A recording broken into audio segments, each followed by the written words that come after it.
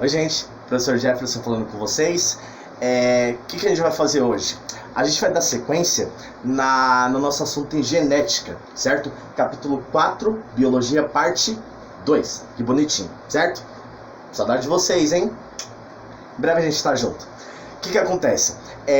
O capítulo 4 ele ainda fala sobre genética, beleza? Então nos capítulos anteriores da Biologia, parte 2, a gente tinha visto as bases da genética, vimos sobre Mendel e tal, como que ele fez os estudos, por que ele escolheu as ervilhas e por aí vai. Vimos também que é necessário a gente conhecer alguns termos da biologia, como alelos, dominância, recessividade, heterozigose, homozigose, por aí vai, certo? Por que esses fatores são importantes? Porque no capítulo 4, o que ele faz? Ele mostra pra gente que a genética ela não acontece tão bonitinha do jeito que a gente pensa.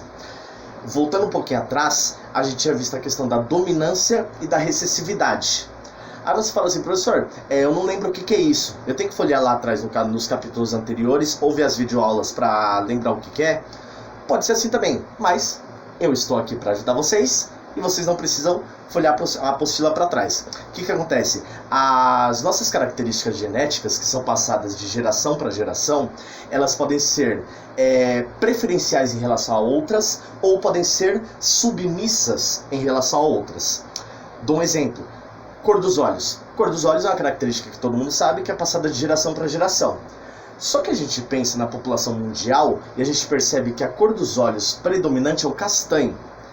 Só que existem outras cores também, como por exemplo, olho verde e olho azul, certo? Então, você fala assim, professor, por que se eu analisar a população mundial, os olhos castanhos eles são preferenciais ou aparecem mais do que outras colorações, no caso azul e no caso a verde? Porque a característica do olho castanho, ela é uma característica, certo? Um genótipo que é preferencial ou dominante em relação às outras características. No caso, as outras possibilidades de características, no caso a cor do olho verde e azul. Essas duas cores, verde e azul, elas são recessivas em relação à característica do olho castanho, certo? Só relembrando, quando a gente fala cor dos olhos, é um fenótipo, né? É uma característica que você tem na estruturação de um ser vivo. Quando você considera uma característica específica desse fenótipo, ou seja, cor dos olhos é uma característica geral, que ela pode ser castanho, azul ou verde. Quando você fala cor dos olhos castanho, o castanho é um genótipo, certo? Então, genótipo é a característica peculiar. Cor dos olhos verde, cor dos olhos azuis, cor dos olhos castanhos, cabelo liso, por exemplo. Quando você fala tipo do cabelo, você está falando de um fenótipo. Quando você especifica o tipo de cabelo que você está falando, aí você está falando de um genótipo, certo? Então existem genótipos que são preferenciais e existem genótipos que são submissos em relação a outros. A cor dos olhos castanha é uma preferência em relação a outros tipos de coloração. Isso é a dominância, preferência, e a recessividade, submissão em relação a outra característica, a outro genótipo que poderia acontecer, certo? Bom, partindo desse princípio a gente segue agora. O capítulo 4 de vocês, ele fala da ausência da dominância. Então às vezes não acontece bonitinho como a gente pensa, ou seja, não acontece dominâncias e recessividades de um jeito ordenado. Às vezes eu posso ter ausência dessa dominância. Então a característica ela não é preferencial por completo. Ela pode ser ou não. Então essa preferência ela não é 100% determinável, como a gente pensa. Ela pode ter variações. E essas variações estão descritas exatamente nesse capítulo, certo? Bom, então a ausência de dominância, ela pode ser uma possibilidade da dominância não ser completa, beleza? Professor, e aí? Quais são essas variações possíveis? O item 1.1, ele fala assim, dominância incompleta ou dominância intermediária. O item 1.2, ele fala da codominância, certo? Isso ainda estamos na página 425, beleza? Professor, explica para mim essa possibilidade da dominância não ser completa. Duas possibilidades, a dominância incompleta ou a codominância, certo? Professor, como é que é isso e como que funciona? Vou ler aqui com vocês. Item 1.1. Na planta maravilha, que está aí do lado da figurinha, não há dominância na cor das flores. Elas podem ser vermelhas, brancas ou cor-de-rosa. Plantas que produzem flores cor-de-rosa são heterozigotas, ou seja, as letrinhas elas são diferentes. Azão e azinho, heterozigoto, certo? Se fosse homozigoto, seria azão e azão, ou azinho e azinho, certo? Ou bezinho e bezinho, tanto faz a letra, certo? O importante é ser duas minúsculas ou duas maiúsculas. A gente tem homozigose, uma maiúscula e uma minúscula, heterozigose, certo? Aí, continuando. Porém, os outros dois fenótipos devem-se à condição homozigota. Nos heterozigotos, portanto, há um fenótipo intermediário em relação aos dois alelos, que ele mostra aqui ao lado, certo? Se vocês olharem aqui, ó, deixa eu mostrar mais bonitinho. Bem aqui, ó, certo?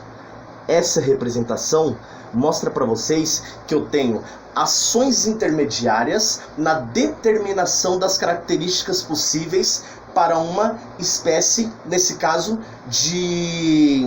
da maravilha, certo? Que é um tipo de planta. Professor, dá uma ideia melhor de como eu posso ter essas variações. Se você olhar essa representação, ela mostra bem bonitinho os valores de porcentagem. Então é mais ou menos assim. Você fala assim, professor, se eu considero uma característica pontual, um fenótipo, sei lá, eu vou considerar cor da pétala de rosa, certo? X, que não seja maravilha, seja qualquer outra. Cor da pétala de rosa. Digamos que eu posso ter cor das pétalas vermelha e cor das pétalas amarelas. O que seria a dominância incompleta ou intermediária?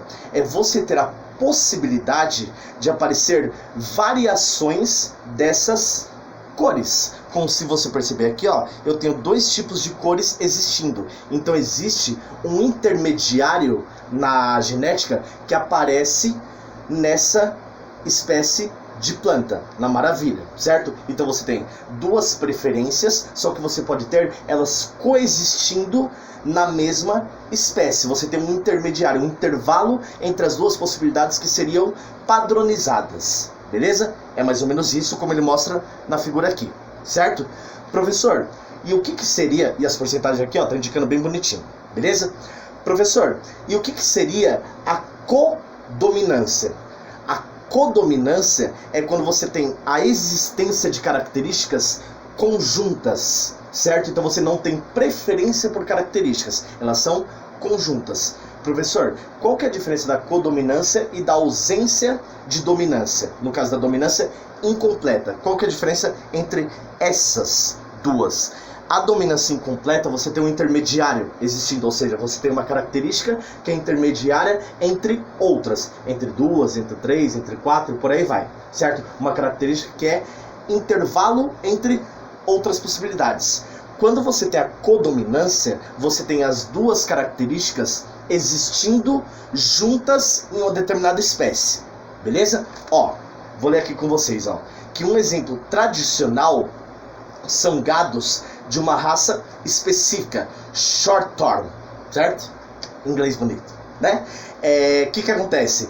Essa espécie de gado, ela tem variações na cor da pelagem. Então, por exemplo, você pode ter esses gados nascendo com a cor X ou com a cor Y, certo? Como mostra aqui na figurinha, beleza? Então você consegue descrever a diferença entre codominância e dominância incompleta pela característica que está presente. Se você perceber aqui, ó, duas cores. Se você percebe aqui, você tem duas cores, mas em animais separados. Então, codominância, você não tem escolha de características. Elas aparecem juntas. Esse gado de uma cor e esse de outra, ambos podem aparecer naturalmente. E quando você tem a dominância incompleta, as duas cores da flor, ela aparece junta, certo? Então, dominância intermediária ou incompleta é quando você tem as duas características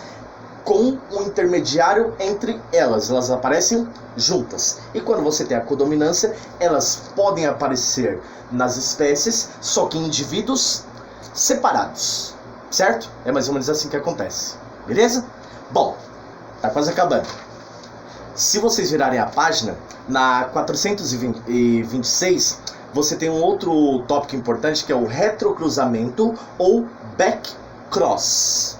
Certo? Retrocruzamento ou backcross, ou também chamado de cruzamento teste. Professor, como que é esse retrocruzamento ou backcross? Esse retrocruzamento é uma possibilidade de você verificar a origem das características partindo de precursores, de seres anteriores ao que você está analisando, certo? Professor, não entendi direito. Bom, vou ler aqui com vocês, ó. Se a gente pegar o penúltimo e último parágrafo desse pedacinho aqui, ó, deixa eu mostrar aqui pra vocês, ó. Esse e esses dois últimos parágrafos, a gente consegue entender. Vou ler aqui com vocês, ó. Caso o indivíduo com fenótipo dominante seja filho de pai com fenótipo recessivo, ele certamente será heterozigoto. Azão azinho, por exemplo, ou bezão bezinho, pois herdou do pai um alelo recessivo. O cruzamento teste é realizado para descobrir se um indivíduo com determinada característica dominante possui genótipo homozigoto ou heterozigoto. Nesse caso, basta realizar o cruzamento com o tipo parental recessivo. Ao cruzar o dominante com o recessivo, a descendência poderá apresentar indivíduos recessivos e pode-se concluir que o dominante em questão é heterozigótico. Professor, não entendi direito. Em linhas gerais, esse retrocruzamento é para você conseguir pré-determinar características existentes em um ser a partir da origem desse ser, ou seja, de seres progenitores. O nome disso é retrocruzamento ou backcross, a tentativa da identificação de um ser sendo heterozigoto ou homozigoto. Em linhas gerais, você fala azão, azão ou azinho, azinho. Isso seria homozigoto. Ou azão, azinho seria heterozigoto. Então é para você tentar determinar se uma característica é baseada na heterozigose ou homozigose. E ele parte de gerações parentais, gerações anteriores a que você está analisando. Certo? Bom, professor, acabou? Quase. Tem mais um item. Rapidinho, certo? Item 3, beleza? Polialelia.